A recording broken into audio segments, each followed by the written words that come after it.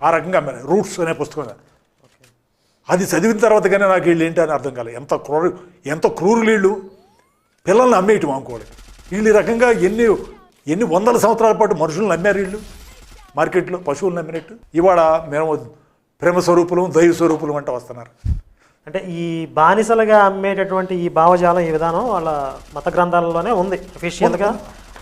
మీరు బానిసలని కొనుక్కోండి, బానిసలను ఇంత వెలకి అమ్మండి అని చెప్పి వాళ్ళ దేవుడే చెప్పాడు అది. కాబట్టి వాళ్ళు దాన్ని అట్లా ఫాలో అయ్యారు.